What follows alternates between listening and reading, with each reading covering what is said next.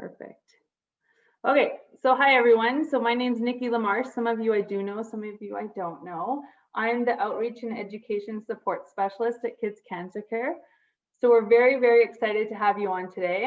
I'm going to go quickly over who we are, more on education support, programs at Kids Cancer Care, what the webinar series is all about, and then I'm going to introduce our guest speaker. So Dr. Carolyn Buzanko is going to present on children who struggle in school and signs to look out for. She will also give you some strategies to use. So our mission at Kids Cancer Care is to provide families affected by childhood cancer a way to survive and thrive in body, mind, and spirit. What that means to us within the education support pillar is to provide you with new knowledge, strategies, and current research so you can thrive and become more wholesome as an individual and as a parent. We have an entire education support stream. It's available to support your child diagnosed with cancer, their siblings as well, and parents. So we have a tutoring program, that's the first one, to support the cancer patient, survivor, siblings, and alleviate some stress on parents by making sure that it's free. We also offer a Derek Windsor Memorial Scholarship to patients and survivors of childhood cancer to alleviate financial stress so teens can pursue post-secondary education. The third one, we offer a program called Cancer in the Classroom to help kids get back into the classroom safely and build awareness with their classmates and the school community about childhood cancer. And lastly, we have this webinar series to support families by providing speakers with expertise in certain areas to share their knowledge with you. So what's a webinar? Think of a webinar as a way to attend a conference without leaving your home. Using your computer or telephone, you'll be able to hear a presentation like a conference call and also see the presenter's slides if they have slides while watching over an internet connection. People from across the world can join a webinar. What is Kids Cancer Care's webinar? Our webinars are different. We only invite people and families within the Kids Cancer Care community to register, but we can bring in speakers from anywhere in the world.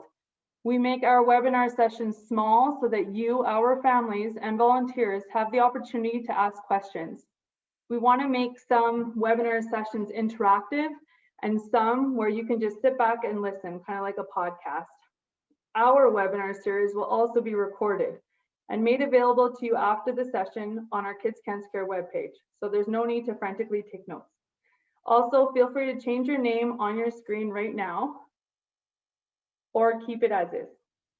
Our webinars take place in the spring and in the fall each year.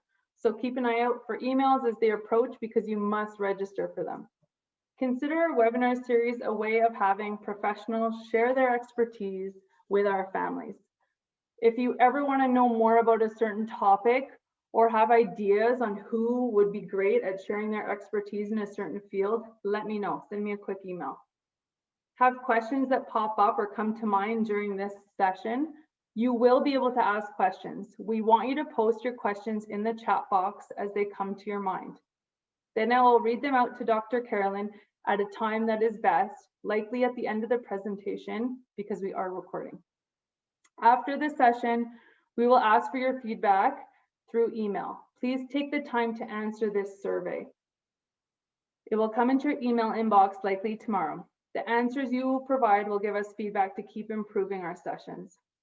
A quick Zoom overview. I know you guys are very comfortable probably with Zoom by now. It's been over a year that we've been on it, but we will keep everyone muted. Please click unmute if you have a response to a question from the speaker. Feel free to keep your video on so we know that you are there. It is never easy talking to black screens, but understand if you do keep your video off. Use the chat box for questions, and if we don't get around to all the questions, I'm going to copy paste them into an email and be sure to answer your questions.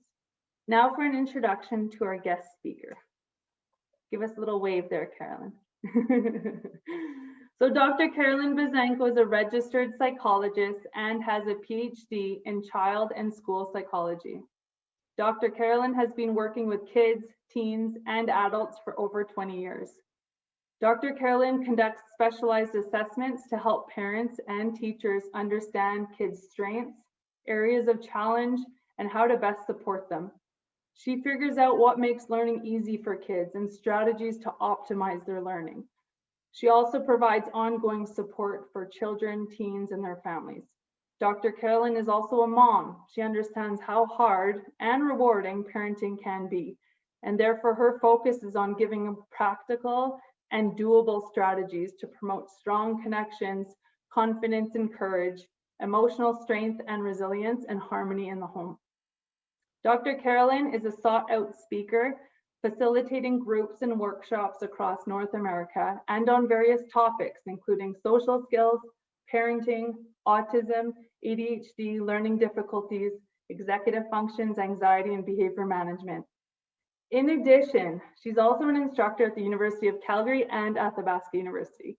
Dr. Carolyn also appeared on Global News on multiple occasions and has published papers on understanding parents, experiences of their children's assessment process, school-based interventions for children diagnosed with ADHD, and a book review on diversity education.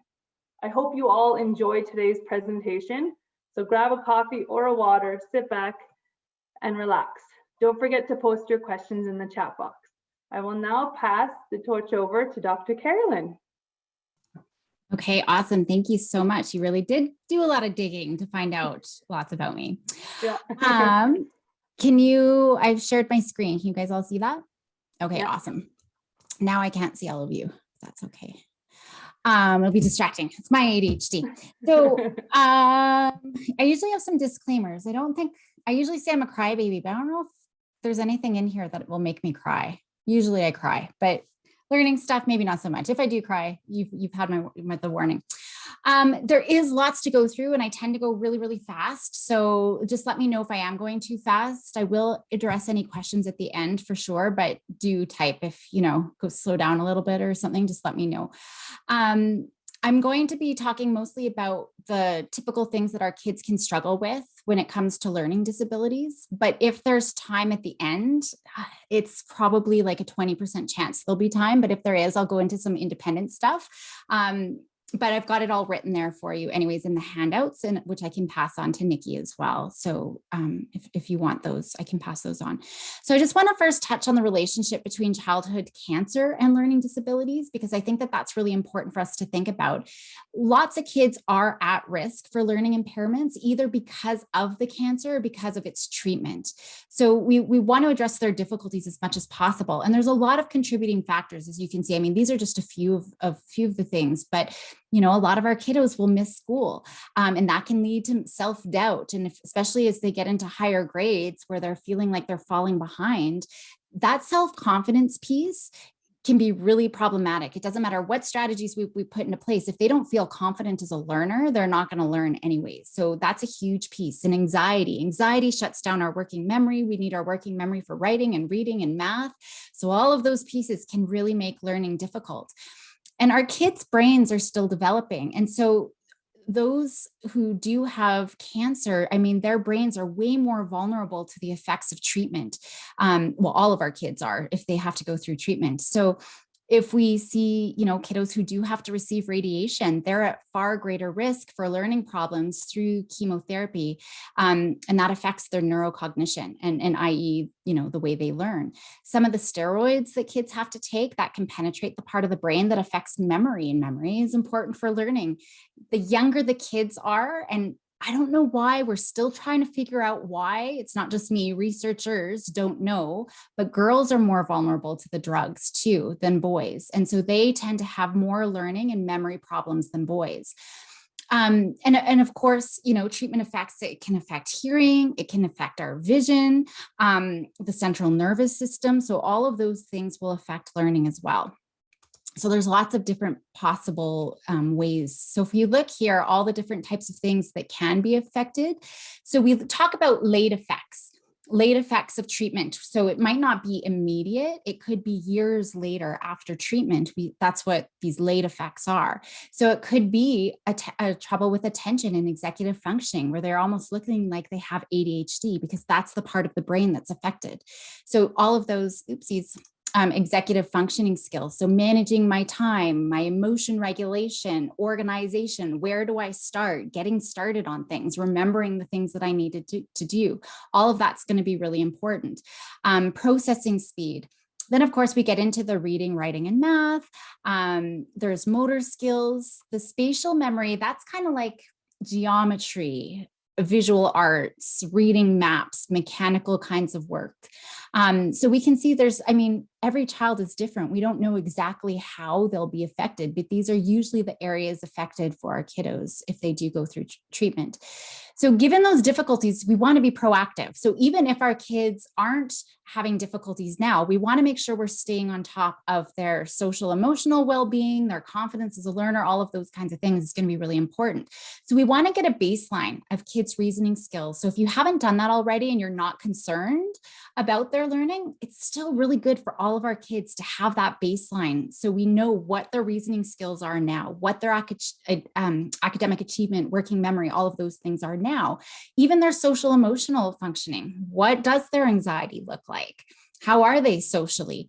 Because as we see these late effects later on, we can see, well, this was their baseline. Was there any sort of effects from treatment or just missing a lot of school? A lot of those brain effects, like I said, it's years after. So having that baseline can be really helpful. And I find it's good to have, like, both my girls play ringette.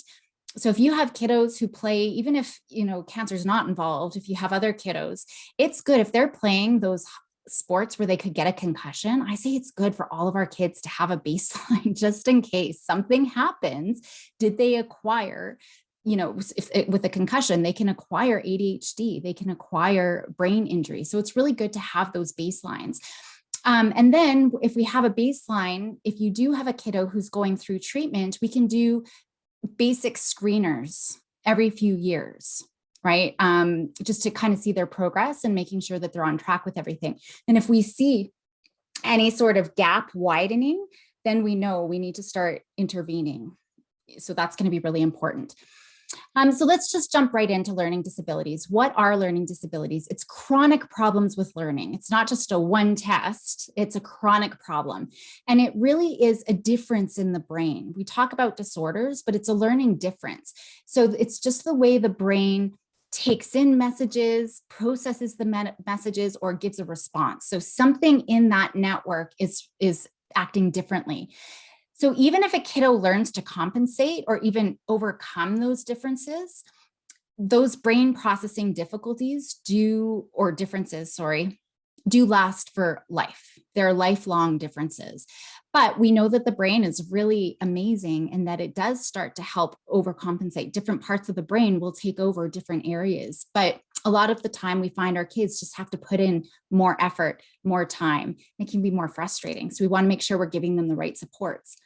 When we look at the definition of learning disability, the best definition out there is from our Learning Disabilities Association of Canada.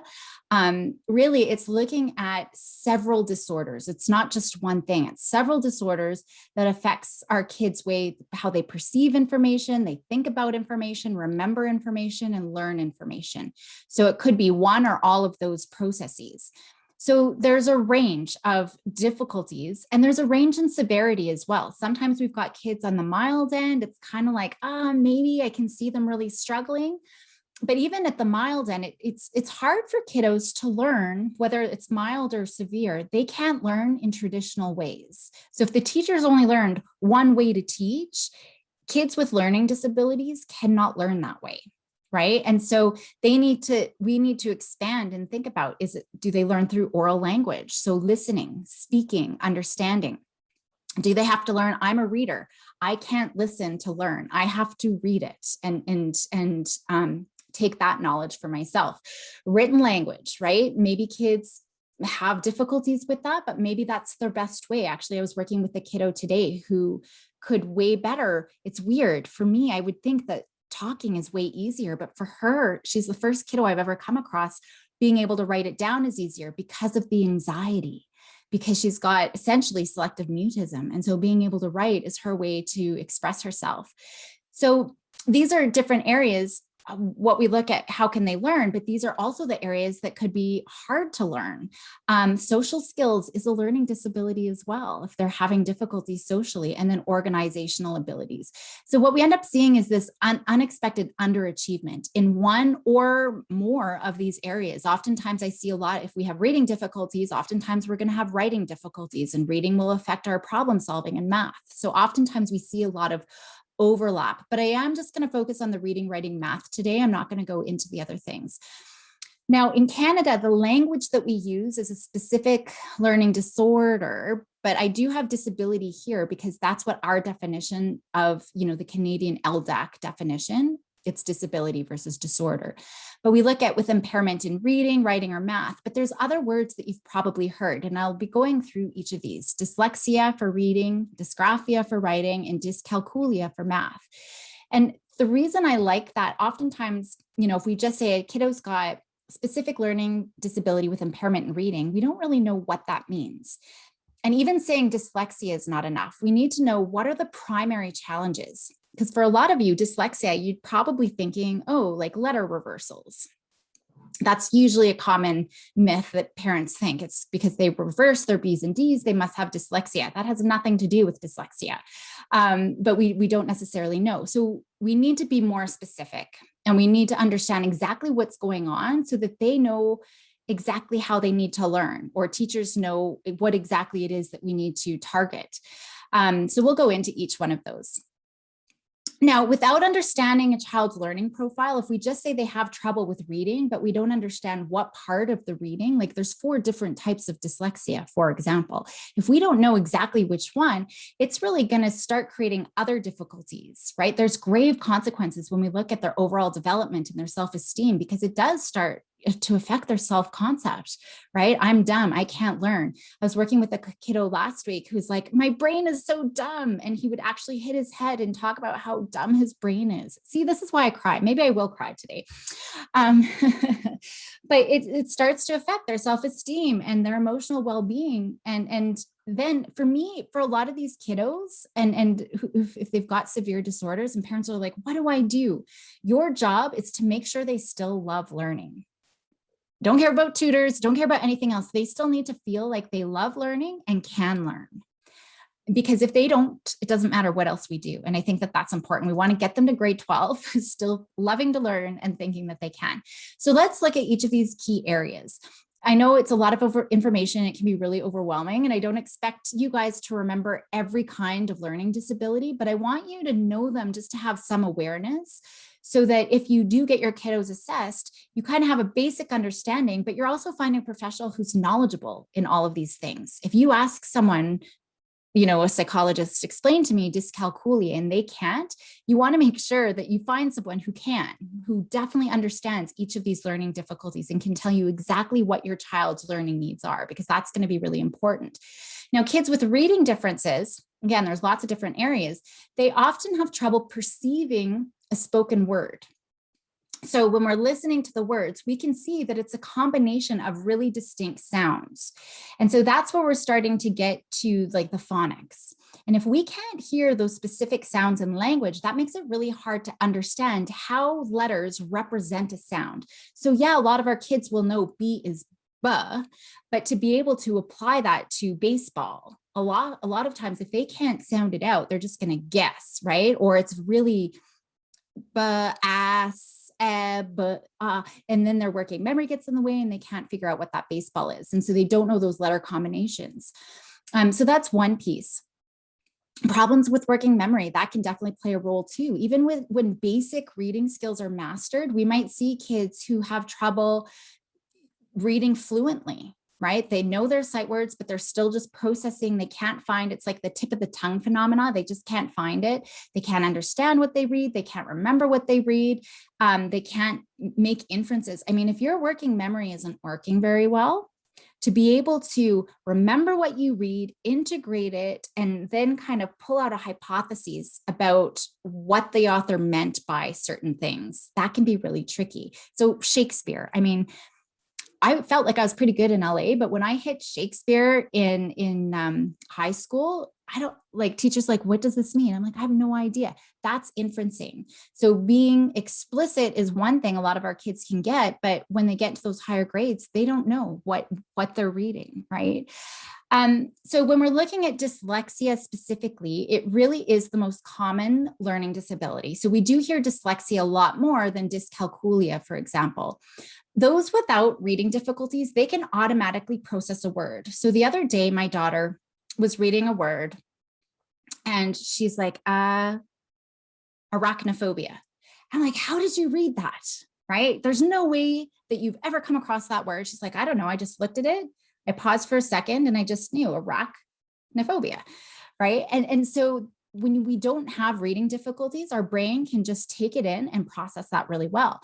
Kids with dyslexia, though, it's slow and it's really effortful. So let's get into some of those types specifically. I don't want to get too technical, but the dysphonetic, that's the trouble sounding out words phonologically, right? So being able to sort out, analyze, sequence all of those sounds heard in languages. This is a language-based disorder. So it's just about that they can't process sounds. Now, there's interesting research out actually now saying that our kiddos can't learn phonics until they're literate readers to become fluent in phonics. And so it's really interesting that I see a lot of mixed dyslexia where they can't read from the surface level. And so it makes sense that their phonics wouldn't work because that part of the brain doesn't work. Now, here's the thing with the phonics, our brain can't process that language. So that's essentially what it is. It's listening to isolated sounds within words. Our brain can't process that after 9 years old. And so if you've got a kiddo older than 9 and you're still working on phonics, you're wasting your time. So I thought I'd put that out there. Surface dyslexia, that's the mildest form of dyslexia. It's essentially, they can't remember what words look like in their head. So if I say spell school backwards, you could probably, I have to close my eyes to see the word school, to go L-O-O, to be able to spell it backwards. That's orthographic processing. That's really important, especially in the English language, because we can't sound out most of the words in the English language. It's not phonologically consistent. So we just have to automatically know what that word looks like and what it is. So yacht, sign, right? We can't just sound it out. These kids, when they have surface dyslexia and they can't remember what those words look like in their head, it's really effortful because they're trying to sound out every single letter or a couple of letters. Yeah, right? For yacht, like they're never going to get yacht from that word. So they're making a lot of mistakes. They can't read fluently. That's essentially what it affects, is reading fluency. And they're just guessing words based on the first letter. They see a Y, so they're going to say yak, even though it's yacht, although that's kind of close, but you know what I mean. So, they just see the beginning word. Certain is the word. They see the C, they're going to say cook. So it looks nothing or sounds nothing, but they're just guessing based on that first word. Then we get to mixed dyslexia, and that's both the phonics and the visual spatial piece. So they just don't have a key. They haven't learned what that key is to decode, to be able to read. They just can't make sense of words. And so we see really bizarre errors where the words don't sound like they do. They're not trying to sound it out. It doesn't look anything like it is. They're just randomly guessing. And then we get to deep dyslexia, and that's really where we look at the reading comprehension. So they're fine with all of these foundational skills, right? So if they have really concrete words, chair, table, book, they can visualize that. They know what that is because they're encoded both visually and verbally. So if you say chair, they can see a picture of a chair in their head, or they can see chair, but know what that refers to. So it's encoded in two ways. They can easily come up with that, the word or the picture. But they're making errors then on the semantics because they're not able to put all of these words together to make sense. And so what ends up happening is they might make really weird errors. So maybe they see the word dinner, but they read the word food, for example. Or they'll make a visual cue. They might think they read crown, but was actually crowd. So there's lots of strange errors there. So I'll leave it at that, but it really then affects comprehension. If there's reading difficulties, there's often writing difficulties, but you don't necessarily have to have reading to also have the writing difficulties. But you think about writing, there's so many different things. There's complex, visual, you got to remember what words look like to be able to spell. There's motor, how do I form the different letters? Information processing, there's so many different parts of writing. So for kids with a learning disorder and written expression, we might see really slow work. It's just labor intensive. They're like, oh, it's going to take so long. And oftentimes we're fighting our kids to get right, like they're avoiding it at all costs. Handwriting is just illegible. It's really hard to read, or we see like big, huge spaces and then little spaces, or big letters and little letters, or they're writing so much, like we see huge letters, and then at the end they're trying to cram the last few into the edge, or it's going down the side of the margin, right? There's all of these things. They're big cues that we might see with the writing kiddos. Maybe they can talk all of their ideas, but they can't get their ideas down onto paper. Or maybe they've got a great idea, they're going to go write it, but they're missing words and it just doesn't make any sense, right? Or spelling. I see that all the time. The spelling is, they've got great ideas and they're writing madly, but then you go and you can't read anything that they said, because, and then they can't even read what they wrote either, because, you know, they're having troubles with that.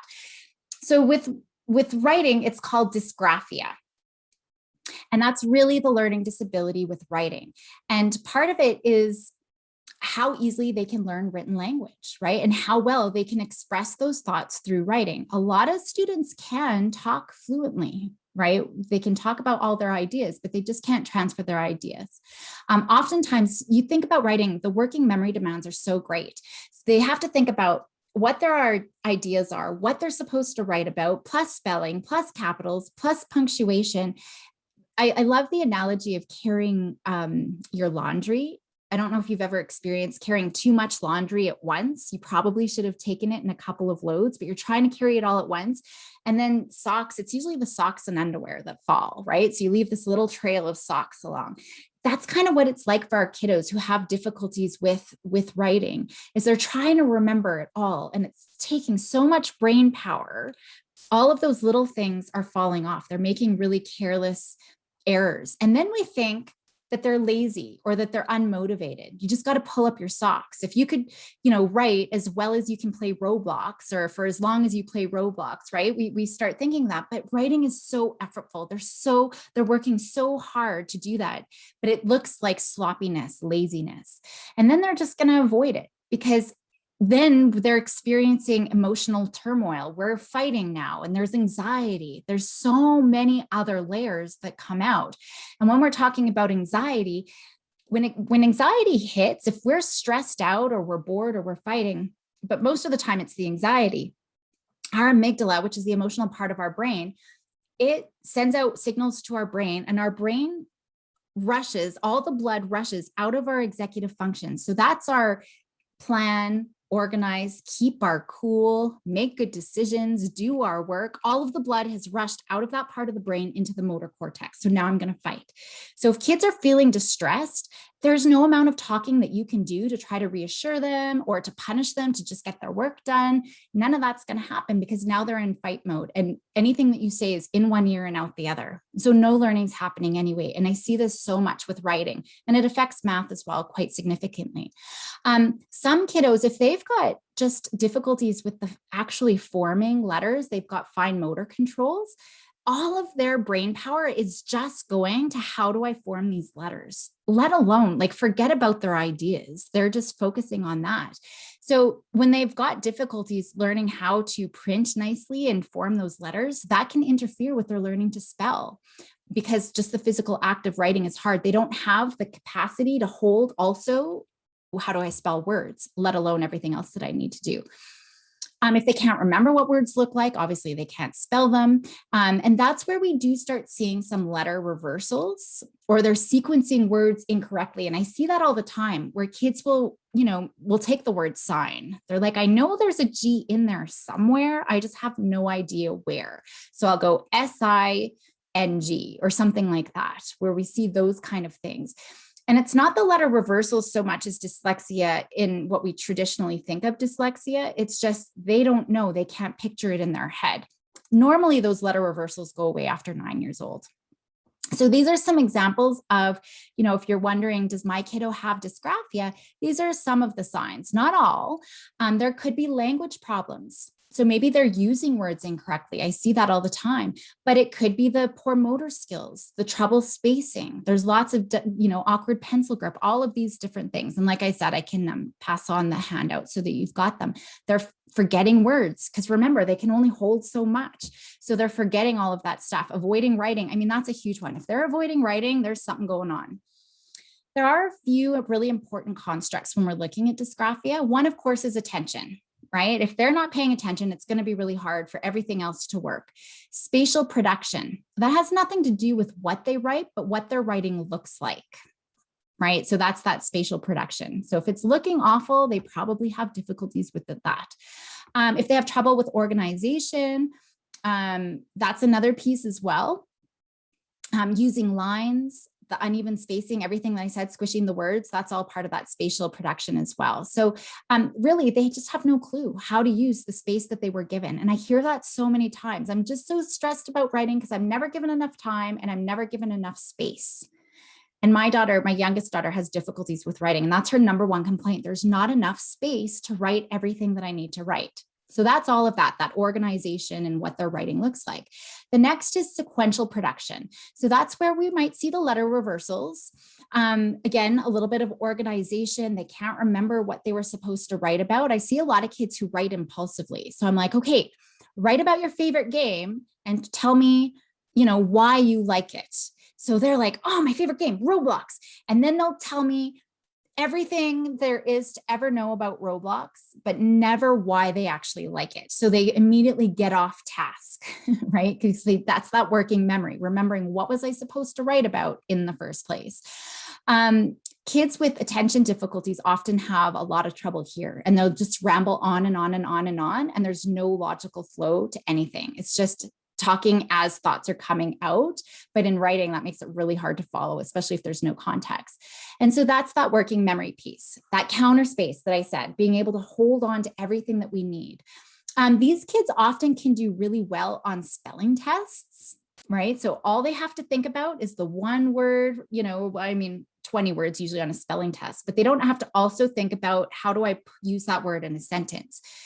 But they can usually do great on spelling tests. That was my daughter. She'd get, 100% on spelling tests, but she could never use those same words actually in her writing. And it's all about working memory because there's just too many other working memory demands. Spelling are those socks that are getting dropped off. These kids often also have trouble with word retrieval. Just, I've got the word. What's that thing? It's green and it's spiky and it's in the desert. What is it? Right? They can't think of that. They know what a cactus is, but they just can't pull out that word. Spelling, grammar, they lose their train of thought. They can't expand on their ideas. Language is therefore critical as well. Oftentimes, if they have language difficulties, they don't have a big vocabulary. So they're using the same words over and over and over again. So it's really redundant. The executive skills of writing, that's important to get. How do I get started? How do I keep focused until I'm done? Can I pay attention to any mistakes that I make? Can I fix those mistakes? Writing just, is the very hardest skill for any of our kids to do, and especially if there's attention difficulties. And we know for a lot of our kiddos going through treatment with cancer, we see a lot of those attention and executive functioning skills impaired. And so writing becomes one of those things that is really, really hard for them. And then the motor speed. Having to use a pencil in the first place makes writing so complex because kids can talk way faster than they can write. So if they already have trouble with the fine motor piece, they just can't keep up with how fast they talk. So we really need to make sure we're giving them ways. So voice to text or being able to type out their ideas, all of those things are going to be really important. So just like with reading, there's different types of dysgraphia. So graphomotor, it's really the motor execution. It's just being able to physically write all of those things.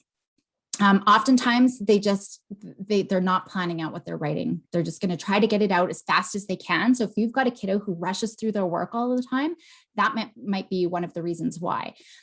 Writing, it needs to be automatic.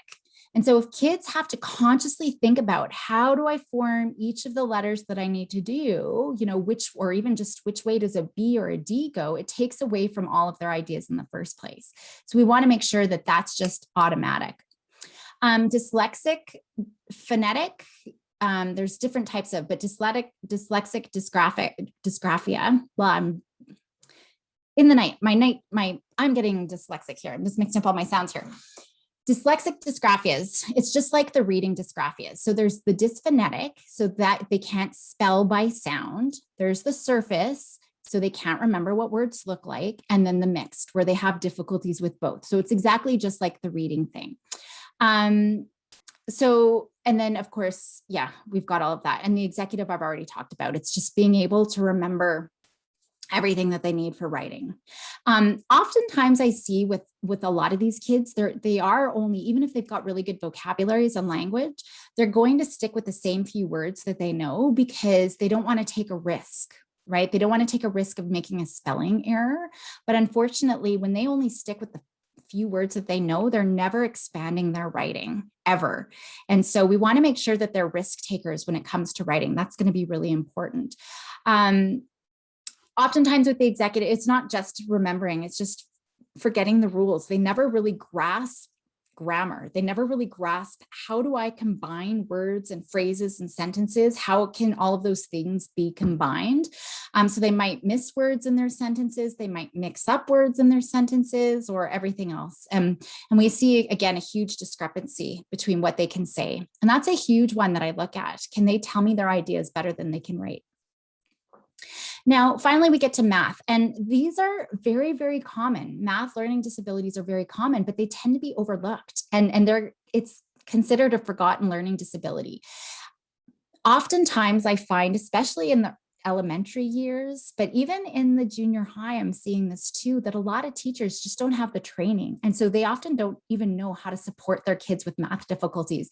And I've seen this in post-secondary too, where there's math instructors who only know one way of doing things. And I think math is the forgotten one because there's not a lot of people out there who understand math deeply. So it's really important to watch out for our kiddos if they've got math difficulties. Are they, having trouble with just basic math facts? So these are kind of the different areas, how they use the math symbols, understanding word problems, being able to organize and record, or just the basic calculation. So again, just like everything else, there's different types. And this is why it's really important for you to know it's not just difficulties with math, there's different parts of math. And it's important to know that because different parts of the brain processes math in different areas.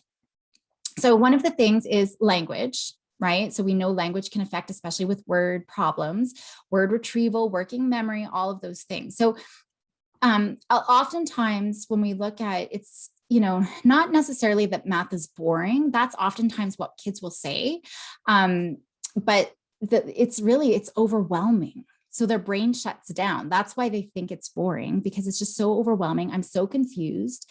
I'm so frustrated. And it can be even painful for our kids. And they don't necessarily consciously know that. So they'll just say, oh, it's boring. I hate it. But it could be painful for their brain. They find it really hard to learn just basic math concepts. They can't understand, they can't process math numbers. I mean, one of the tasks that I will have kids do is just cross out the bigger number of the two. So 3 and 10, oh, awesome, like 10, they can do that. But as soon as it starts getting to like 667 versus 676, I mean, that could be really like, I don't know. And they really have to think about it. For us, if we don't have problems with math, we're like, well, 676, easy. But then we start getting to, I see this a lot, fractions, where they'll say, oh, 1/3 is bigger than 1/2. So they have a procedural understanding knowing that 3 is bigger than 2, but they don't really have a deep underlying understanding, realizing that 1/3 is actually smaller than 1/2, right? So we start seeing all of these different things. So the verbal dyscalculia, that's language. It's all about language and really fluency. They over rely on counting with their fingers. So if you're giving them mad minutes, how many math problems can you do in a minute? 2 + 3, okay. You know, they're using their fingers. It's just not automatic, or they're using the manipulatives when they're problem solving. Oftentimes we see multiplication and addition impaired. Those should be the two easiest ones for kids, but they're usually impaired. And oftentimes kiddos with verbal dyscalculia also have difficulties with reading and writing because it's all language based. Conceptually, they understand math. They know if I take 2 and 3 and add them together, they understand that. But it's just, they need more time. It's not automatic for them. They really have to think about it. So that's the verbal dyscalculia. It's really about the fluency. So then we get to the procedural dyscalculia. That's where kids have limited abilities to count or order or sequence numbers. So skip counting, for example, they can't remember. Not just skip counting, it's effortful for them to think about 3 more and 3 more. And if it gets to be too much, they just don't know how to do it. But these kiddos also have difficulties remembering different math operations. So multi-step sort of things, long division, right? I always tell kids, I give them the mnemonic, dead monkeys smell bad. So then they remember that's each step. The sillier it is, the better they're going to be able to remember it. So then they know the dead is the D. So I need to divide the first number, and then monkeys is M. So I have to multiply the top with the next one. So it helps them know what order and what step they're in. But oftentimes our kiddos with procedure dyscalculia just forget the steps. They might mix up place values. They don't really understand those place values. Their math facts might be okay, the basic mad minute type of things, but they can't solve anything if they have to sequence steps. So 1-digit addition, subtraction is fine, but anything else is really hard. And a lot of it's about working memory. And the problem with working memory is if any anxiety is in the way, and anxiety can be, this is frustrating, I can't do it. You know, if they don't believe they have a math brain, that impairs the working memory further, because like I said, it will shut off our prefrontal cortex. There's no blood rushing up here. And so oftentimes when you put a kiddo into a math situation and they feel, that's what's happening. Anxiety is shut off their math brain, literally. So math is the most affected by any anxiety or worries at all. And I see that a lot where kids will study and they've got it and they go into a test the next day and their mind goes blank and they can't remember anything. So the semantic dyscalculia, there's 2 sections. One is the visual spatial. Oh, I'm going to sneeze. Oh, excuse me. I was trying to fight it off, but it just came. So visual spatial, that's really where they can't use pictures to do math. And so oftentimes, I'll have an example later on. I'll show you what I mean by that. But they can't estimate, for example, you know, if you've got a big thing of jelly beans, how many do you think are in here? They really have no clue. There's a problem with that. The visual spatial will also affect if they're having trouble carrying over or borrowing. They might not be able to align their numbers in those columns that they need. So those are the types of things that we might see with the visual problems. Then the conceptual understanding, just not knowing what multiplication actually is. They might understand, just memorize 3 times 2 equals 6, 3 times 2 equals 6, 3 times 2 equals 6, without actually understanding what 3 times 2 actually means conceptually. And so that's the big problem when we're just forcing our kids to memorize the multiplication tables, because they're just memorizing that sentence without any conceptual understanding. So they really don't have the number sense and they don't have any flexibility with math. So if you say, okay, kiddo, what's 6 times 12? They won't put it into an easy form. Well, 6 times 10 is 60 plus 2 more 6s. They don't have that flexibility. They would have no idea. And if you try to teach it, it's just frustrating. What are you talking about? No, it's not 6 times 10, it's 12. They just can't do that. So as you can see, there's a lot to know about learning needs. It's not just he's got trouble with math or reading. There's a lot of, we got to figure out exactly what is going on for them to really know, what do we do? How do we support you? Because like I said, writing is really complex. All of these things are really complex. Maybe they have a math brain, but it's just the anxiety getting in the way, right? So now we're going all this trouble getting math tutors and all of these things, when really it was just a matter of, dude, we just need to get you calm when you go into a math test. That's all it is. We really need to understand what it is. So if we have difficulty with any basic language skills or motor skills, we could have problems with writing, right? So we just need to know what exactly is going on in the first place.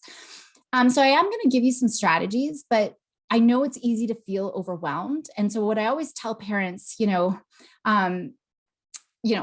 parents are like, well, what tutors do I need? What programs do I need? And they'll go and spend thousands and thousands and thousands of dollars. But if their kids don't feel that they can learn, you're going to waste your money.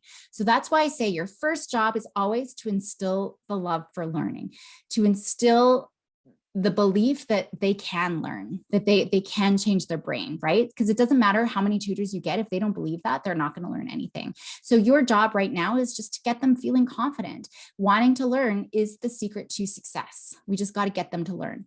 And so embedding it in ways, finding ways that it can be really motivating. And I will talk about some things, but just playing games, right? Where if you're going to play a board game, you can move ahead however many spaces you can spell a word correctly. So if you just want to spell no, 2-letter words, you can only ever move ahead twice or, 2 spots. But if you spell arachnophobia, dude, I don't even know how many letters, but that's a lot of spaces you can move ahead, right? So it's just being creative and getting them engaged as best as you can. So while I am going to go through some general strategies, it's really important to, you can't guess. If you don't already have a good, thorough assessment done, but you are worried and you see those your child is lagging, then you do want to get an assessment done just to even know what's going on. But I will be going into a lot of strategies that you can try in the first place. But otherwise, if you just say, okay, my kid's got a reading problem, but don't know what, we're not going to be able to help them. So it's about looking at what are these cognitive processes, and then we can understand exactly what it is that we need to be getting into. So I won't go into this too much because I think this will overwhelm you a little bit. So, oopsies. Uh-oh, sorry. No. Okay, let's go. There was something in here. Sorry, I just want to make sure my screens aren't lining up here. So if you guys, just a couple of things. So the kiddos with the executive functioning difficulties, for example, they just need strategies. They just need to learn that writing is list making and how do I break things down, right? Graphic organizers, figuring out the relationships between, the topic sentence and my details and the conclusion, those kinds of things. But if they have a verbal reasoning difficulty, we have a very different approach. So maybe we need to build their vocabulary, right? Or if they're having trouble with comprehension because of short-term working memory versus vocabulary, that's going to be really different. These vocabulary cartoons, it's just if you do have a kiddo who has trouble remembering different words, these can be really helpful. And I like including these where you've got a little story. So maybe the target word you're learning is colossal, right? And so it's enormous, gigantic, huge in size, sounds like fossil. And so having a little funny sort of thing, a colossal fossil. So then it's like, oh, it's a huge fossil or whatever word we're going to use. Abduct sounds like duck, right? And just making a little story about it. The more that they can do, this is called linking, where we link a word, like maybe we're looking at the word bizarre, and bizarre kind of sounds like biz and buzz. And maybe we're going to make a business out of bees where they can be our fire alarm. And whenever there's a fire, they buzz. That's really bizarre to have bees as your fire alarm. So then they're like weird, right? So bizarre, being able, whatever story that they can come up with, but having these multiple associations. So we've got a story, we've got the pictures, and we've got different words, what it sounds like, all of these things. The more associations we can make with whatever it is that our kids are learning, the better it is going to be. So I think that that's going to be really important. So let's just look at a few general things we can make sure to help support our kids. Reading with kids makes a huge difference in helping them develop to be good readers and writers. Reading out loud, giving them books, you modeling reading for them, lots of repetition is helpful. There's a reason why we tell kids that they should read 20 minutes a day. 20 minutes a day in a year equals 2 million words. Kids need to be exposed to 2 million words to be successful readers a year. If they're only reading 5 minutes a day, that's only like less than 200,000 words. That's a huge discrepancy between those who are reading the 20 minutes versus 5 minutes. And that's why we see this widening gap. So that's going to be really important. We want them to love reading, making sure that they do it every single day. and try reading lots of different things. I mean, my girls had lots of problems with comprehension, so they loved comics. It drove me nuts, bonkers, that they were always reading Archie comics, but they kind of had that deep dyslexia. It wasn't severe enough for me to do anything with it per se, because they had all the basic reading skills, but they had that deep dyslexia difficulty where they just weren't actually comprehending. So the pictures really helped. So my one daughter, I mean, until she was in grade 6 or 7, she was reading like Lumberjanes, graphic novel kind of things, and Archies. But you can have them read fairy tales, autobiographies, songs, getting them to read the lyrics of their favorite song. I mean, that's how I get my youngest one in, because she loves rapping. And she's like, there's some rap, and she's like, I gotta get as fast as they can do it on the radio. But so now she's motivated to read. I don't care what they're reading, get them to read. Even if you have a strong verbal child and they've got a strong vocabulary, building vocabulary is always helpful. Having a word of the day, right? Pick out, if there's such a thing as a dictionary. I know I do have a hard copy of a dictionary in my house, but if you don't go online and look at dictionaries, have a cool word of the day and make your like colossal fossil story. We want to make sure they're feeling confident and motivated to learn, because otherwise, like I said, no learning is going to be happening. For fluency, I don't know if I've got this later on, but captions, have them watch a cartoon in a different language and put closed captions on. So they have to read quick. That's going to help build fluency. So what we're doing is we're tricking them into not realizing they're learning and practicing their reading skills, for example. Focusing on their strengths, right? Making sure, or in their interests, if they love Dogman or Captain Underpants and that's what they're interested in, let them read it, even if it's garbage. It doesn't matter, right? So just let them do those things. That's going to be really important. Making sure they know it's relevant to life. And I will be talking about this in math, because I mean, we never talk about this with reading, but in math, we're always telling the stories of, oh, I can't remember it. You're never going to need this later on. The minute we tell them this is not relevant, why are you learning this? It's pointless.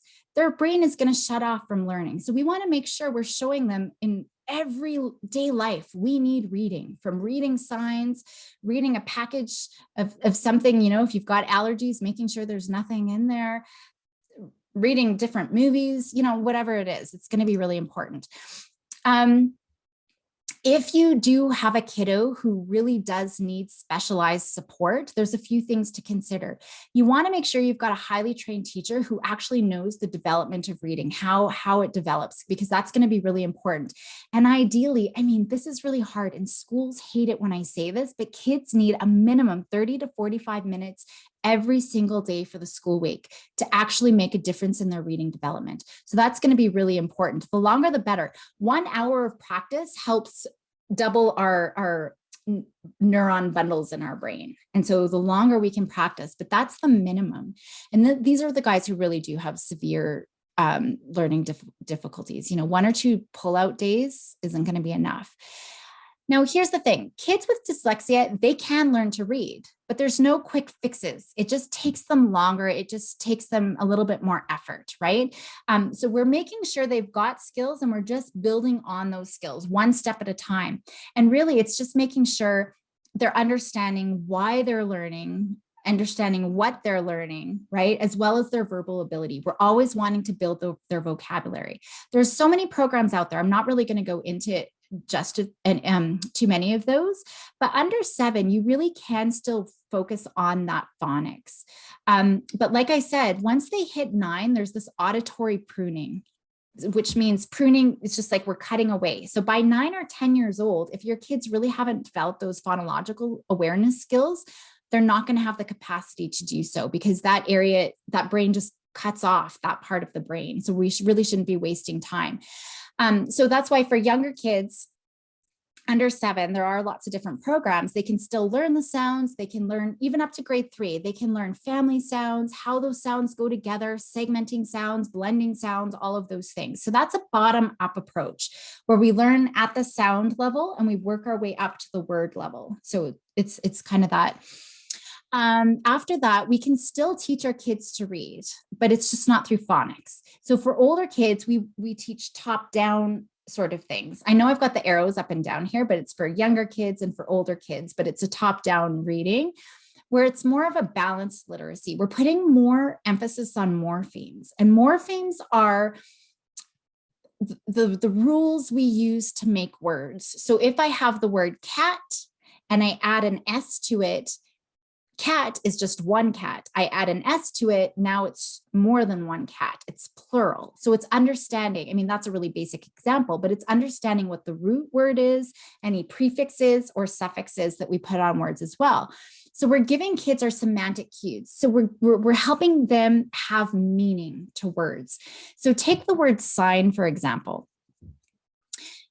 I was talking with some kids not too long ago, they were junior high kids. They're like, English is so messed up. Like, why is there a G in the word sign, right? And I'm like, well, if you understand the root word sig and you understand the suffixes that come afterwards, it makes sense. Another word that has the root word sig is signal. And they're like, oh yeah, signal makes sense. Well, it's the same root word as sign. So now it just makes sense, right? So being able to understand what that root is, it makes everything so much easier. It makes them now remember always, they'll never forget that G in the word sign again, right? So now they can see that and understand what that root is. So that's going to be really important. But we also want to focus on that vocabulary with anything and the fluency as well as comprehension. So these are just some examples, but that's what we need to do. It's different for older ones. I'm not going to get into these different programs, but these are different types of examples. We just want a multisensory approach. Remember, the more associations we can make with our learning. There was a teacher in the States. This is one of those Hallmark movie kind of things that they're probably going to make a movie out of, but he was in the suburbs, or not the suburbs, like in the middle inner city, you know, disadvantaged kiddos who were all flunking out of school, and he was teaching geography, and he got them to stand up and physically remember different, you know, Canada, United States, wherever. He was getting them to use their body. So it's multiple associations. All of them passed with an A.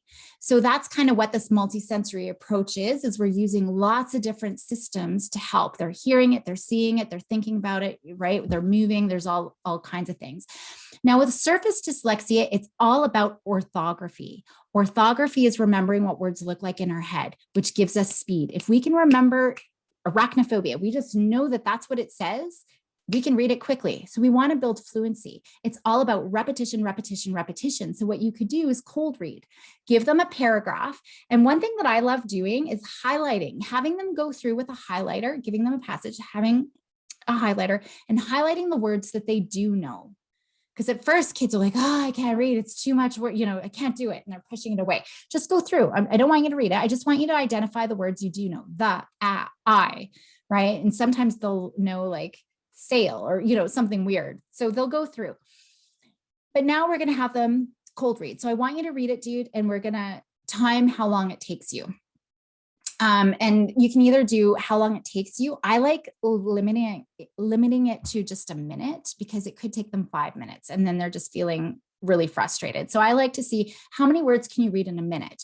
And then we're going to read it together out loud. So you want them to read with a fluent reader. So you're going to say it out loud 3 times, and then you're going to read it again. And now I'm going to see how many words you can get now in a minute. So that's the kind of thing that we can do to help build that fluency. Or like I said, the captions, when you're watching TV, it can be really helpful. For mixed, again, it's just balanced reading. It's going to be a little bit of everything. This is where if you've got a mixed dyslexia, it is the most severe. So you definitely want to make sure that you've got a teacher who knows everything, and they have to have a multisensory program. So we want to, again, vocabulary, repetition, all of those things. With reading comprehension, I know I talked a little bit about that, but confidence and motivation, you're going to keep hearing me say that over and over and over. And there's a reason why, right? Because their brain's just going to shut down. Assuming they have really good vocabulary, assuming they've got interest, it's all about the working memory and executive skills. And that's why my daughter had difficulties. It was more about her ADHD versus deep dyslexia. And that's why she was reading comic books. She just couldn't remember what she was reading and organizing and inferencing. Like I know next year when she goes into grade 10, she's going to have a hard time with Shakespeare. So it's not about reading per se. It's just all of like, look at, these are just a handful of of skills that they need for comprehension. There's way more, right?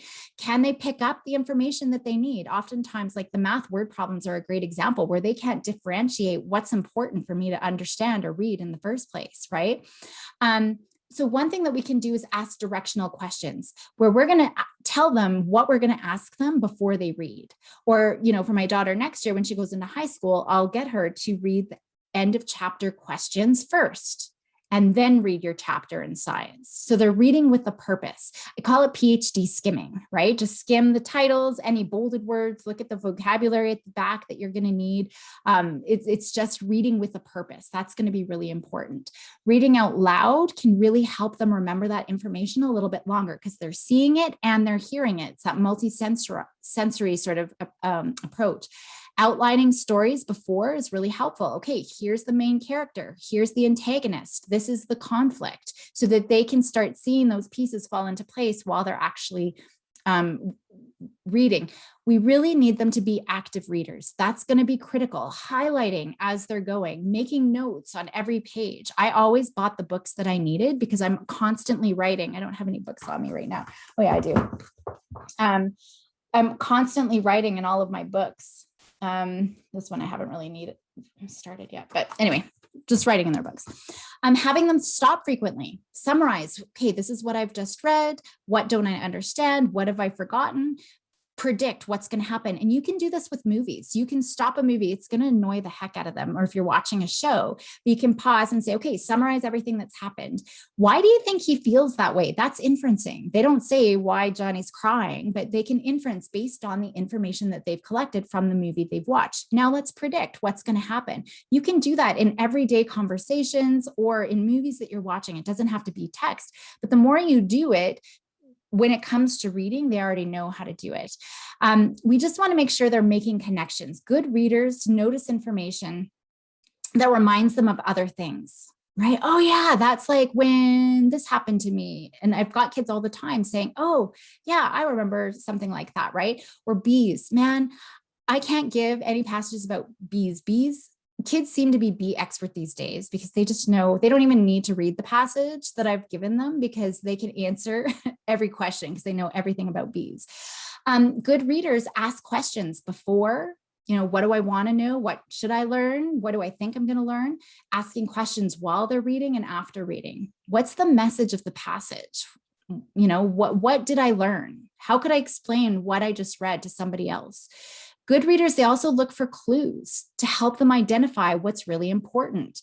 Headings, the bolded words, pictures, charts, those are all things that they are going to be really important. And then synthesizing as well. So we're comparing and contrasting information, right? Does this actually connect with what I know about bees, for example? So being able to make those connections. Oh man, I'm only a third through my slides. I'm not going to get through it all at all. Do my best here. There's lots of assistive technology. I'm not going to go through all of that, but I don't like screens, period. I do not like screens. But for kiddos with dyslexia, being able to have fewer words on a page with bigger font and more space between letters. So on screens, we can have control that can actually help build their fluency. And for some of my kiddos that I've seen with surface dyslexia, all of their sudden the dyslexia is gone because now we've just made it more accessible for their brains. So those are things that we can look at. There's lots of different reasons why we could go into technology, but I'm not going to go into it so much just because there's, voice to text and text to voice and all of those things. So writing, a lot of kiddos just have problems producing writing. Lots of bright kids. I've got gifted kids who just cannot keep up with the written part of the requirements for classes. So when, like I said, the spatial production, we've already gone over that, the organization, it's the motor skills. They're not spacing, all of those things. This is another thing, give them a computer, just let them type, right? They do need to have functional writing. I always say they need to be able to fill out a passport application, for example, or, a job application. They have to have those functional skills. If you want them practicing printing, give them something simple like that to focus on. Don't also make them write a story, right? If you want them to write a story, let them voice to text. Now, for those kiddos who have sequential problems, they just don't have a logical flow to writing, right? So that's where we're seeing missed words and everything like that. So we can give them what's called scaffolding activities. Maybe we're going to take a sentence and we're going to cut it up, and they have to figure out where each of the words will go into a sentence, right? So that now they're learning how to build the sentence. So they don't also have to come up with it. That's already there. They just need to figure out how they're going to sequence it. We need to teach them. Maybe we're teaching them with arrows how to flow, understanding what a topic sentence is. How do we create that beginning, the middle, the end? Using transition words, that can be really helpful too, right? So first, second, third, also, right? All of those things can be really helpful initially. However, additionally, that's why vocabulary can be really helpful. But even if they just had 2 or 3 really good transition words, if they could just memorize those 2 or 3, they're set. They don't have to remember everything. Teaching conclusions can be really helpful, right? Creating summary statements of the main thing. So in conclusion, to summarize, therefore, whatever it is, we want to kind of give them a script, right? So that they can just think always, this is how I end. Now I'm at my end. So that's going to be really helpful. We can do sentences at the basic level, but I didn't talk about how we can also give them full sentences, but now they need to figure out where those sentences go in a paragraph so they can kind of create their own paragraph using that. The automaticity, I've kind of already talked a little bit about that. We got to figure out why writing takes so long. Is it motor skills? Is it spelling? Maybe they're just trying. I see kids all the time. They'll spell a word once, they'll look at it, they'll cross it off. They just know it doesn't look right. So they'll try to cross it out, but they don't know what it really looks like. They just know it doesn't look like that. So now maybe it's just they can't figure it out. Maybe they've forgotten their ideas. Maybe they've forgotten what they were supposed to write about. Then that's executive functions. So we got to figure out what it is that's breaking up that automaticity. So if it's the motor skills, technology, if it's spelling, we're going to be doing lots of different things for spelling. Maybe for right now, if we want their story, we're not going to worry about spelling. If it's executive functioning, they're going to use graphic organizers. If it's self-monitoring, we're going to give them something like COPS, which I'll get into. So I think that that's really important, knowing what's getting in the way in the first place, and then we can figure it out. So spelling, we want to make spelling automatic for our kiddos so that they can process. So we want to focus on morphology. If you take nothing else, for reading and writing for any age of your kids, if you can teach them morphology, it's going to help with their reading and their spelling. And so I think that that's really important. So for younger kids, certainly we want these sound patterns. If they're still using that phonics, it sounds like. It can be helpful to have grapheme tiles too. It's almost like spelling tiles, but AU would be on one tile to help them with that. I love using nonsense words so that they can really figure out those spelling patterns. So MIB, LOSK, I'm giving them phonetically consistent. They're just not real words. So they can't rely on just trying to memorize if they can remember what it looks like.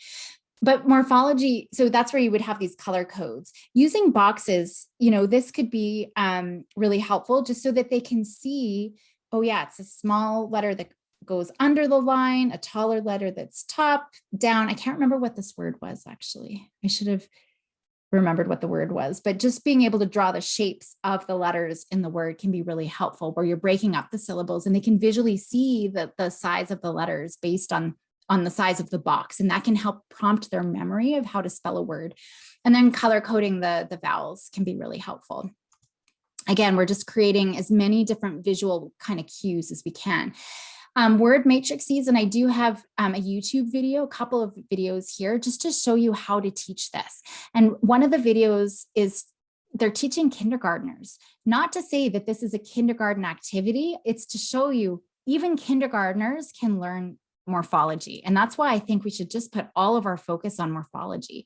But this is how, if we took the word signal, sig is the root word, but we can do this for any word. So these are our prefixes, enjoyable, right? And then these are all of our suffixes. So we can figure out if kids can learn these, there's far less rules that they have to learn. We teach them ridiculous things. I before E, except after C. That's wrong 75% of the time. This is an example with the executive functioning difficulties. Sometimes it's just, I don't even know where to get started. They need to learn that writing is list making. It's a brain dump. Just dump out all of your ideas onto the paper, and you could do a mind map like this, or it could just be a one big list. Sometimes if they're avoiding writing, I'm like, just write. I'm going to set the timer for 2 minutes and I just want you to write for 2 minutes, blah, blah, blah, blah, blah. This sucks. I hate my teacher. My brother really made me mad today. I don't care what they write, as long they're just getting their brain warmed up for that writing. So that can be really important. So it's pre-writing activities. That's what we want to do, is to get their brain warmed up. And then we want to get their ideas down so that they don't have to have those working memory demands. This is another pre-writing activity where we might give them a chart. So some call it a KWL or a KWS. So what I know, what I wonder about, and what I learned at the end. So that can be really helpful to break things down for kids. So just to get, when they don't know where to start, whether it's reading or with writing, what I know, what I want to learn, and then possible sources. So there's different ways that we can set that up. For younger kids, well, even older ones, writing wheels, where they can just, or we've got dice at my house, those writing, so it gives them ideas just to help create ideas of what it is that they're going to do. So a lion who can't roar is the story, right? So you spin it and you get there. So writing is really this process. Sometimes they can get an idea, right? But they can't get them down. But there might be a lot of reasons why. Maybe they forget. So generate ideas. We've got lots of strategies, how to get ideas. What's the next one? Okay, now I got to organize my ideas, right? So write them all down. Now I want you to pick 3 of those ideas and number them 1, 2, and 3. 1, 2, and 3. Check. And they're seeing their progress, and literally being able to check off each step in the process, it reinforces the brain.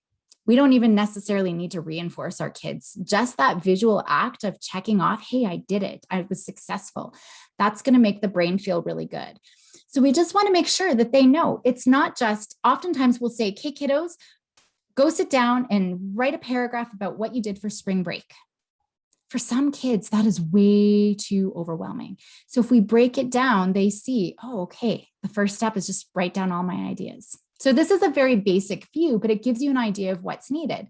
So of course, like I said, coming up with ideas first, which we do through brainstorming. We could tape record their ideas, right? If that's going to be too much to write them down, maybe they're going to say them, they're going to dictate them. Because really that's what writing is. It's just about that list making. Then we need to organize the ideas. How do they flow logically, right? So here's a template, bud. Here's a topic sentence. Here's your first detail, second detail. Here's your conclusion, right? Here's some transition words. We're going to give them those things so that they can start organizing their ideas. How do you fill in your details? I love graphic organizers where you've got the top bun, that's your introduction.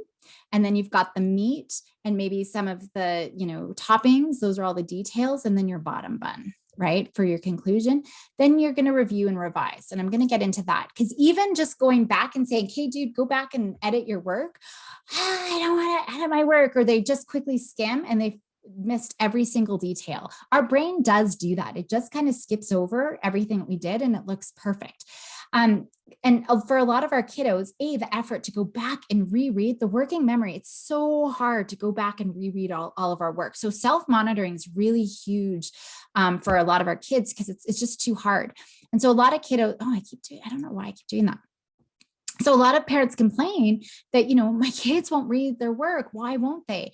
It's because it's just too overwhelming and even painful. They have to have a purpose, which is why I like something like this COPS, right? So the first time they're going to read through it 4 times. The first time is just go through and look at your capitals. Oh, that's super easy, right? So all kids can easily done, right? So it's not reading, trying to capture everything at once. They're reading with a purpose. And I love that. So when they go through, they can really look. Did you organize the words correctly? Read it out loud, right? Or maybe the first time they read it out loud and they recorded it, now they're just going to listen to it. Doesn't make sense. That's a huge way to identify our errors, is reading it out loud. Because otherwise, when we read it silently, we might not. Then you can go, now look at punctuation. That's the 3rd time, right? And the 4th time is the spelling. Right? So they're going through it 4 times, but they don't have to think about a gazillion things all at once, right? So that can be really helpful. We want to make sure that this is especially for older kids, but they want to have they have to know exactly what their expectations are. Otherwise, they're going to fill in the gaps, and usually them filling in the gaps is wrong. And then they're going to be upset because they got it wrong and they put so much effort into their work that they don't want to do it again anyway. So giving very clear expectations of what it is, what a 1 will look like versus a 4, or, percentages, depending on, my girls, it's a 1 to 4, for mastery. Verbal retrieval skills. I didn't talk too much about that. It was the cactus example where I've got all the words in there and it can be really frustrating because I know what I want to say. I just can't think of the words. We got to make sure first they've got a good vocabulary, right? So the more they're reading, if they're reading those 2 million words a year, that's going to be really helpful. But otherwise, just helping them have common prompts. So maybe it's the 5 questions: who, what, when, where, right? That can just help give them, if we give them a cue. So sometimes if we free recall, if I say, okay, kiddos, we're going to talk about penguins today. Tell me everything you know about penguins. Kids with word retrieval difficulties will be like, and even if they're penguin experts, they can't think of anything because of the word retrieval. But if I give them a cue prompt and say, okay, guys, we're going to talk about penguins. Okay, I want you to tell me everything about what you know, what they like to eat. Now that's a cue. That gives something very specific. Oh, I know what they eat. And it's easier for them to generate. So we're just kind of giving them some of those clues. There's lots of software programs out there where kids can mind map and create concepts. So that can be really helpful too if they're having difficulties. There are accommodations, especially if there's fluency difficulties. I hate giving more time. I think that's more time to get off task. It's more time to get frustrated, more anxiety, especially if they're already thinking they're slow. So it's better to give them less work in the same amount of time as other kiddos. So I think that that's really important, especially when it's with writing, for example. Or finding a way for them to be able to do it in the same amount of time. They should never, ever, ever have to write their own notes, right? So they're getting other students' notes or they're getting a study guide or anything like that can be really helpful. So there's technology, oral graphic, filling in the blanks, multiple choice oftentimes are better for a lot of our kiddos, especially if there's word retrieval difficulties. Just making sure that essentially accommodations is what do we need to give our kids to be able to learn the exact same way. So for me, my glasses, so for those of you who are wearing glasses, these are accommodations. We can learn, our brain can learn the same way so long as we can see. And so this puts us on the same playing level as everybody else. Now that I've got this accommodation, now I can see just as well as everybody else. Another example of accommodation is, let's say you're trying to watch a movie. There's a movie in the field playing or like a drive-in or something, and you're tall enough, you can see over the wall, but your kids are pretty short, right? And it's not that they don't know how to watch a movie or can't watch a movie. They're just too short, so they can't see. So you give them an Apple box. So now they're equal opportunity to be able to see the movie. Right?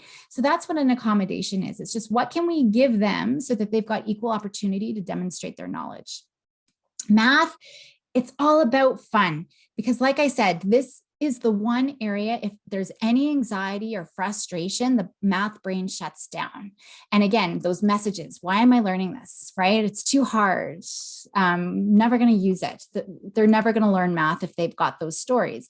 So travel games. So these are examples, how far are you going? Go look on Google Maps or get them a real map. That's even better. Figure out how long is it going to be to get there, right? So how far do we have to travel? If we're going about 100 kilometers an hour, how long is it going to take? If that's too hard for, your grade 2er, then obviously you're not going to do that. You're going to do different things. License plate scrambles, having your kids navigate. I love my kids are always navigating. Sometimes I make missed turns, but boy, they're getting really good at navigating, right? So hopping on to Google Maps if you're driving. I was going to say planes or trains, but with COVID, we're not necessarily doing those things, but just figuring questions. What time is it now? So if it's going to take us 43 minutes to get to our appointment, what time, and we want to be there, 5 minutes early, what time should we leave? how much time do we have before we have to leave?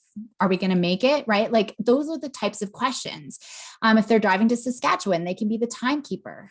Guess how far they've traveled in this amount of time. Okay, it's been an hour. How far do you think we've traveled? So there's lots of different things that you can get math going with them them not even knowing that they're doing math. Reading road signs, that can be really helpful. So anything that you can do just to get them going. I love the alphabet. So finding different things with A and then B and then C, trying to kind of go through there, right? So there's lots of different things that you can do. Those with spatial relations, again, you got to know that they've got spatial relation difficulties, right? But that's the part where they can't necessarily represent math in their head. So having visuals, having manipulatives, those things can be really helpful for older kids. Teach them how to use an abacus, learn how to use an abacus yourself, and then go teach your kids. So the word 10, for example, they can't make the connection between the word 10 and the written symbol 10. That can be really hard, and where it fits on that number line and how much 10 actually is. Right? So you could have a handful of cookies. Guess how many are here? I bet they would try to count rather than guess because they've got these visual spatial sort of difficulties. So that's why concrete math materials can be really helpful, or some sort of graphic representation, dominoes, dice, abacus. Abacuses are actually quite amazing once you learn how to do them. Being able to talk out loud, vertical versus horizontal can be really helpful. Having your math in problems like this versus across the line like that.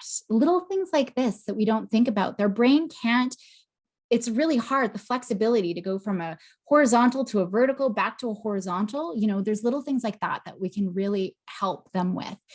Graphic paper, if your kiddo is always making errors with carrying and borrowing and stuff like that, graph paper can be really helpful to help them line up those columns. And so, yeah, there's lots of different things. Using, again, talking about it, seeing it, touching it, it's that multisensory approach that's going to be really important to help them. Now, kids have to develop a really strong quantitative knowledge. So that's understanding what we do with numbers. If we're doing to the powers, if we're multiplying, if we're adding, if we're taking away, it's having that deep understanding of what that actually means and the flexibility to problem solve. So just like I said, what's 12 times 6? Well, it's 6 times 10 plus 2 more 6s. So there's lots of skills involved here, including the visual spatial piece. But I mean, this might get too complex. Maybe I'll just fast forward because we've got 3 minutes left. This could be for another day if you really understand it. But if you ever find a program where kids can learn base 10 math, i.e. Singapore math, do it. Teach them before if you've got younger kids. I wish I taught my kids when they were younger. I did teach my little one in kindergarten and she was getting it, but now she's a math whiz. My older one, it was grade 5 that I started teaching and she's like, it's too hard. But if you can get your kids learning base 10 math, they will be math geniuses. I am going to skip over this now because it does get a little bit complex. The one thing I love about Singapore math is if you had a problem, so Jenny had lots of stickers, 1/5 of them to her sister, 2/5 to her best friend. She lost 1/4 of them and she gave away 2 more stickers. How many did she start with? A lot of us are probably like, oh my gosh, where do I even start? We would probably start writing 1/5, 2/5, right? Singapore math, it's all about pictures. So she had lots of stickers. We don't know how much, right? So she gave 1/5 of those to her sister. So we break it down visually. 2/5 to her best friend. She lost 1/4 of what was left, right? So now we're breaking it down into bars. She gave away 200. So now we know all of that purple represents 200s. Well, we can see there's 5 boxes, right? And so now 1, 2, 3, 4, 5, 6, right? So we can see she lost how much of that. We break it all down. I know it sounds really, if I took the time to explain it, there's only one calculation in that whole problem that I gave you. If you know how to do it visually like this with pictures, you only need to do one calculation and it's a really basic, easy calculation. So that's what I love about Singapore math. It's about base 10. And it's about using pictures to problem solve. So the keys to success with math, it's really, if we're looking at that Singapore math program, is we need to be positive about it, which I've already talked about, not sending messages like, I was awful at math, you're never going to need to use it, right? All kids can be great mathematicians. You can be a great mathematician, right? It's just the belief that you can, and the right support. Making math relevant. So I'm getting my kids to bake all the time, halving a recipe, doubling a recipe, tripling it. How many green cars did we drive by in the morning? How many did we drive by coming home? What's the difference, right? If they do have problems with the visual spatial, when you're at the grocery store, maybe after COVID, when you're in the grocery store, which line is the shortest, right? So then they have to estimate and they have to visually see. All of those things are math. Right? So there's lots of different things that we can get into. Games are great. And so this is another one where technology can be helpful. If you're giving them a math worksheet and they're leaving for 10 minutes and you're coming back, they have no idea if they were right or wrong. Whereas a math program, they know right away if their little island is being blown up by aliens, right? So games can keep them really engaged. So there's a couple of things here. The 24 game.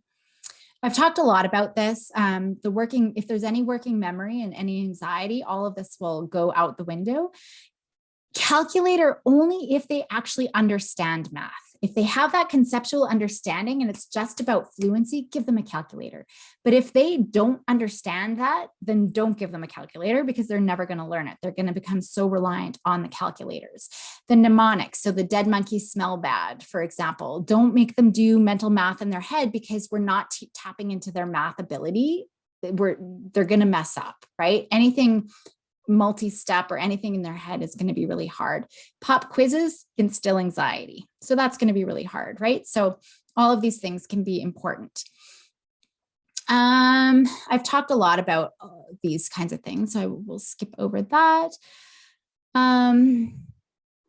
The semantic, it's really about the pictures and making math relevant. So lots of different ways. They got to find their own problem solving. And I think this is the part where I was talking about problems with math teachers is they've only learned one way themselves. But to do any math problem, like the one that I gave you with Jenny and the stickers, there's 10 different ways that they can learn that problem. Kids got to find their way. And so if we're only teaching kids one way, that's a problem because that might not be their way that makes sense. And so that's where I think math kind of gets pushed under is if teachers only know one way and kids don't understand that way, we don't know what else. You can make a math sentence if we gave that problem. Coming up with the equation is the hardest part of math. So if they can figure out ways to come up with equations, so, Jenny had 10 flowers and she gave 4 away. Come up with the equation. Well, 10 minus 4. That's the hardest part of math. So depending on what grade your child is in, you're going to make it a little bit more difficulty. Maybe doing a full page of math and all of them are answered. Half of them are right and half of them are wrong. And they have to go through, so they're not solving it themselves, but they have to identify which ones are right and which ones are wrong and why. That's really going to help with the semantic. They really have to have a good understanding of what's going on with math to figure out what those equations are. So that can be really important. If they're into hockey, use hockey stats, video games stats, money concepts. With my girls, it was all about, okay, if you want to buy those jeans, and I loved it when we went to BC because they had PST and GST, they have to figure that out. With any discouraged learner, whether it's math or anything like that, they believe when they're discouraged, they believe they are dumb. They believe that they can't learn. They'll call themselves, well, I still read baby books, right? They're going to resist. They're going to avoid. They're going to put up a fight. They look like they have oppositional defiance disorder, right? But they're protecting themselves. And our emotional brain likes us to forget our successes. So I like making their progress visual. And that's why with the reading, I loved that they highlighted the words they know. So every time they go through, they've probably learned another word. So eventually that whole paragraph is going to be highlighted. So they can see, wow, I only had 3 words highlighted, but now the whole paragraph is highlighted. So anything that you can do, this is where you were day 1. Now look at you today. If they can see their progress, that's going to motivate their brain to keep going. They're like, wow, I really am. Because otherwise they're going to forget.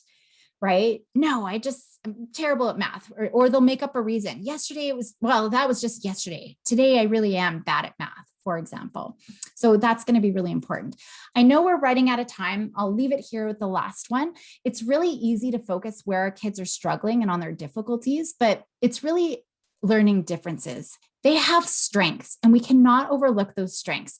So if you have a kiddo who does have dyslexia, for example, they often have really great strengths in reasoning or problem solving skills in different areas, right? Or maybe some of those visual spatial, figuring out puzzles and things like that.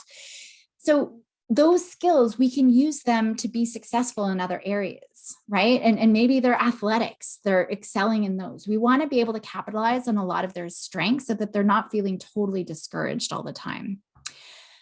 So I will leave it there, fast and furious. I know that there was a lot. I do have, like everything else that I talk about later on about building independence, I do have a little mini lesson that goes over all of that. So Nikki, I can pass that link on. So if you guys are interested in just how do we make our kids more independent? So I'm not always telling them what to do, get started on their math or what to do next. That might be helpful. So I'll pass that little link on. Thank you so much, Dr. Carolyn. I know it's a lot, and I honestly think that just those three, dyslexia, dysgraphia, and dyscalculia, you can probably spend a whole day with our families to just go over each case. But really what I got out of that is finding that baseline. And that's actually one of the questions we had right in the beginning was what kind of testing offer a baseline? Would it be a neuropsych? Yeah, so I think it depends.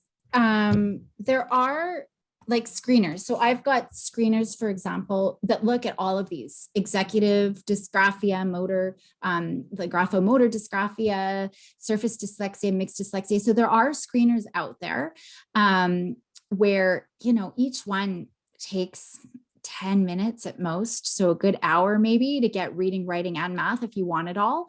So you want to make sure that there are specific screeners that look for those different areas. You want to look at working memory. So if you're going to look at what kind of testing to get done, it would be a screener looking specifically at those different types of dyslexias. Working memory is going to be huge because that's usually the one of the greatest areas that are affected. And it's not just, on the WISC, for example, if any of you are familiar with, cognitive tests, one of the things is you got to repeat numbers or you got to say them backwards. You want more than just being able to repeat numbers. If I told you a story, how much of that story can you remember right after I tell you and 20 minutes later? So there's different parts of the working memory that we need to look at, but that would be another area that we would want to. Processing speed as well. That would be another one that could be affected. So I would say now all of these things, just so you know, a lot of them are level C, meaning you need to find a professional, like a psychologist, for example, who can do that. Level C, oftentimes you need a PhD. In Alberta, you only need a master's. So you would have to find a professional who can do those. It's not just something that you could use on your own. There are B levels, meaning maybe teachers could do them if they have them at their school. So I know one of the questions I just saw was, can I give you a list? Yeah, I'll give you a list of ones that you can take to your school that would be relevant there and see, do you guys have these? Is it something that, the resource teacher could do? But none of them, unfortunately, are things that you could just, pick up from the internet and give to your kids and see. Mm-hmm. Okay, and then do you suggest a neuropsychologist or a psychologist? Are there different, is that like all level B? No, they would be more level C. Neuropsych, it doesn't really matter because I find it doesn't matter. Yeah, I don't care about the title. I care about, so a lot of these tests that I'm talking about are neuropsychological tests, for sure. So just your random psychologist who's just doing a little bit of testing on the side and they're mostly counselors, they're not going to be able to do these things. But it doesn't necessarily have to be a neuropsychologist trained, but these are neuropsychological tests. I don't know if that answers your question. Yeah, totally. Okay, and a lot of our families, you are linked to a social worker at the hospital, so try and ask them too for advice and questions. If not, then your doctor can refer you. Another question. So are the all, it's kind of similar, are these all things that would be noticed or diagnosed in a neurological assessment? So. Or psychoeducational, if you just got to Yeah. find the right, so always asking, maybe I'll give you a list anyway, so that when you Yeah, that would go be great. to ask a professional, what tests are you, if it's just a whisk and a Wyatt, it's not going to tell you anything. Right. So it's about, yeah, I'll give you a list. The Wyatt, like achievement tests will tell you if there's a problem, but it won't tell you what the problem is. Yeah. So, oh, your kiddo's got difficulties with reading. Well, thanks. I knew that they had problems with reading. What kind of reading? What is it that's affecting them? Is it their working memory? Is it their vocabulary? Yeah. And so then, I can, and then following up with the psychologist and the psych ed, the whole team at the school to be able to support that child after, like what strategies are you guys actually going to implement in the classroom and at school, and advocating to get those accommodations, I think is huge with our kids. Well, that's just it. Nobody cares at the end of the day about the assessment. What we want from the assessment is, how do I help my kid? Right. And so that's the most important part is, okay, now I know, but yeah, help me navigate that with the school. Yeah. Was there any other questions? That was it kind of for chat box, but was there any questions people wanted to unmute themselves and ask a question?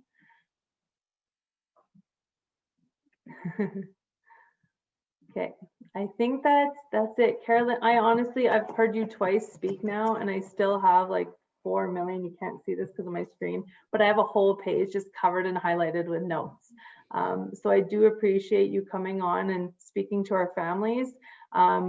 I'll be in contact with you and follow up with your slides in a PowerPoint, and any resource list that you can send us, those screeners, would be great.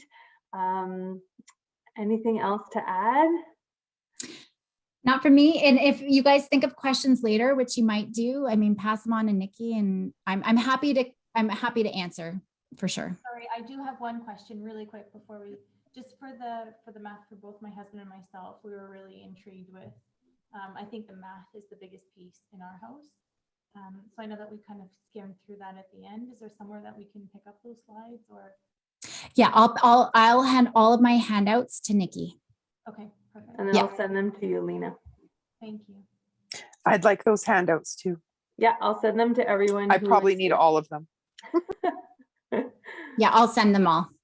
Good. And you know what, we do know it's a lot of information to take in, and maybe on your own time, you know, you're that a different type of a learner where you go and read your notes after. And like Carolyn said, if you have those questions, send them by email and Carolyn can answer them.